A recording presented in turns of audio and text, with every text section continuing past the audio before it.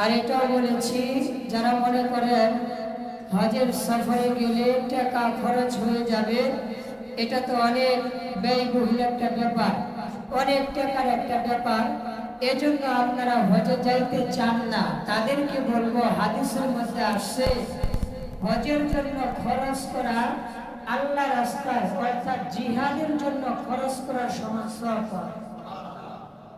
যে ব্যক্তি হজে খরচ করে, যারা হজ করেছে বা করবে নিয়ত করেছে, তাদের নিয়ত যদি সহি থাকে, মানে বিশুদ্ধ নিয়ত থাকে আল্লাহর জন্যই হজ, এমন নিয়ত যদি করে থাকে, হাদিসের মধ্যে আসছে আন-নাফাকাতু ফিল হজ্জি কান-নাফাকাতি ফি সাবিলিল্লাহ।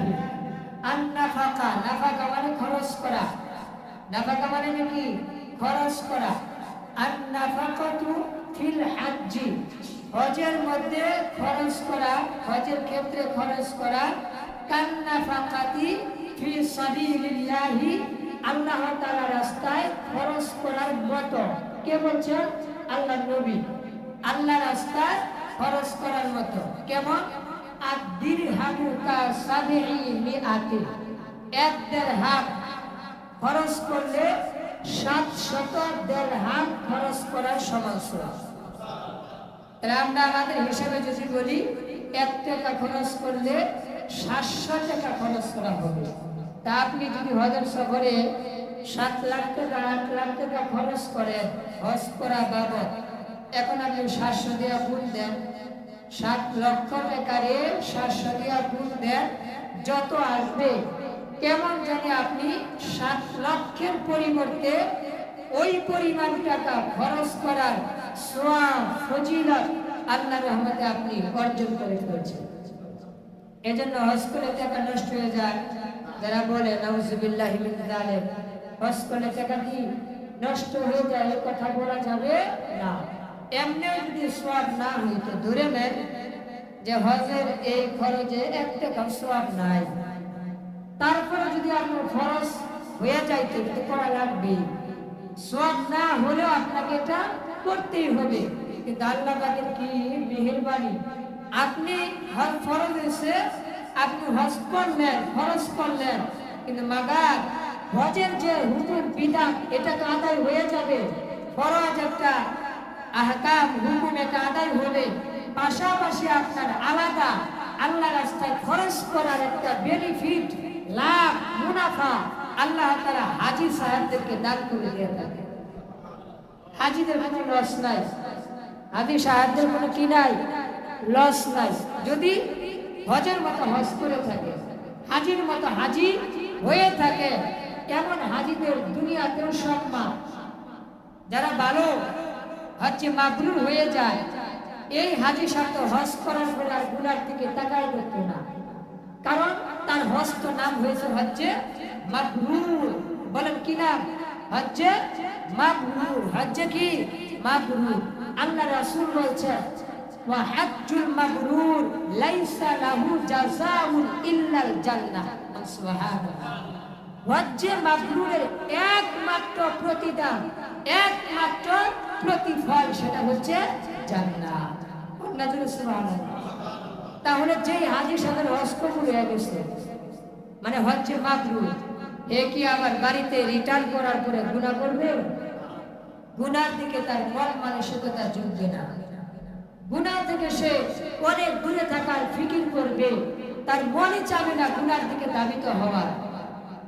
আল্লাহ পাক যদি কুদরতি ভাবে তার অন্তরের ভিতরে গুনার প্রতি একটা ঘৃণা দিয়া দেয়, নফরত, যেরকম আমরা গুনাহ করতে মজা লাগে, আকর্ষণ থাকে, একটা গুনার প্রতি একটা আলাদা টান থাকে, ঠিক তেমনই যদি আল্লাহ পাক গুনার প্রতি আমার একটা ঘৃণা দান করে দেয়, নফরত যাকে বলা হয়, অপছন্দ, গুনার কথা শুনতেও খারাপ লাগে, গুনার কাজ করতে তো আরো কষ্ট লাগে, আরো খারাপ লাগে, এমন যদি হয়, তাহলে মনে করবেন আল্লাহ পাকের ফজল, ওই ব্যক্তি, ওই হাজী সাহেবের হজটা আল্লাহ পাক হয়তো বা কি করে নিয়েছেন, কবুল করে নিয়েছেন, হজ্জে মাবরুর তার সম্পন্ন হয়েছে, এই জন্য সে আর গুনাহ করতেছে। আর যে হাজীদেরকে দেখবেন হজ তো করছে, আল্লাহ পাকের মেহেরবানি, মক্কা মদিনা জিয়ারত সব করছে, মুজদালিফার আরাফাত তাওয়াফে জিয়ারত, কঙ্কর নিক্ষেপ, কুরবানি মিনাতে সব কাজ সম্পন্ন করছে। মাগার হাদিসা বাইসা সে আগের ধাঁচে আছে, নেচার পরিবর্তন হয় নাই, মানে খারাপ অভ্যাসগুলো পাল্টায় নাই, এখনো সেই খারাপ কাজগুলো করে, মানুষকে কষ্ট দেয়, ঠকায়, মানুষকে গালমন্দ করে, সুদের কারবারের সাথে জড়িত আছে, অন্যের জমি অন্যায়ভাবে দখল করার প্ল্যান প্রোগ্রাম করে, ঝগড়া ফাসাদ করে, মিথ্যা কথা বলে, নামাজ ঠিক মতো পড়ে না, পর্দা রক্ষা করে না। এটা ধরে নেন, এটার হজ কবুল হয়েছে। এটা ধরে নেন, এই ব্যক্তির হজ কি হয় নাই, কবুল হয় নাই। কারণ জান্নাতি মানুষ যার হজ কবুল হয়ে যাবে, এই ব্যক্তি আইসা আবার এই নগদ নগদ বড় বড় টাটকা টাটকা কবিরা গুনাহ, এই সুদের মতো গুনাহ, পর্দাহীনতার গুনাহ, নামাজ কাজা করার গুনাহ, মানুষকে অন্যায়ভাবে কষ্ট দেওয়ার গুনাহ, জুলুম করার গুনাহ, গীবত শিকায়াতের গুনাহ, এগুলো লিপ্ত আছে। মনে ধরিয়া নেন তার হজ কি হয় নাই, কবুল হয় নাই। আবার এর মানে এটা না আপনি তার প্রকাশ্যে আপনি বলবেন হাদিসা আপনার হজ কিন্তু মনে কবুল হয় নাই, এটা আপনি বললেন না। তার হজ যেটা ফরজ ছিল সেটা আদায় করে আসছে। কবুল করার মালিক আল্লাহ, মাফ করার মালিক আল্লাহ তাআলা। এখন আপনি মনে করেন এই হাদিসটা এই গুণাগুলো করে টাকাটা ঠিক খরচ হয়েছে, এই টাকা খরচ করে লাভটা কি এই জন্য আমি যাই না। এই জন্য আমি কি মানে টাকা আছে এখনো যায় না, কারণ ওই যে আপনি বললেন হজ করে এসে যদি এখন ওই গুণাগুলি করে ধৈর্য নেন কেমন ধরে তার হজ কবুল হয় নাই, তা আমার যে লাভটা কি, আমি এসে এমনই করি, এগুলোই করি, তে মাঝে টাকা খরচ করে লাভটা কি, এগুলো যাই না। নাউজুবিল্লাহ, হ্যাঁ তো এক দা ভাগায় আছে, তাও তো আল্লাহর ঘর মতো চইলা গেছে, আইন হয়েছে তার উপর, হুকুম হয়েছে ফরজ, সে তো চইলা গেছে, তাও তো একটা কাজ কইরা আইছে, আপনি তো তাও পারলেন না, আপনি তার ডাবল অপরাধ। কথা ঠিক না? এটা আবার মনে করেন না যে আমি না গেলাম, ওই যে অন্যায় যেহেতু করবই সেজন্য হজই যাই না, হুজুর ওর মতো হুদায়াত কেনা খরচ করি না। না ভাই, এই কথা বলে আপনি পিছায় থাকলেন, এটাও শয়তানের নেক্সট একটা ধোঁকা। হ্যাঁ, আপনি নিয়ত করেন আপনি তার মতো হবেন না, আপনি ভালো হাজি হবেন, হজটা যেন কবুল হয়, এইভাবে আমল করবেন, আইসা ভালো কাজ করবেন, নেক কাজ করবেন।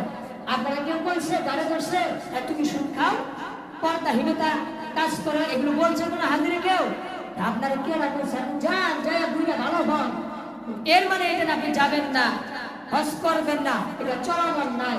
আপনাকে হজে যদি ফরজ হয়, কবুল হওয়া না হওয়া আল্লাহ তাআলা যদি করেন, আল্লাহর ইচ্ছা।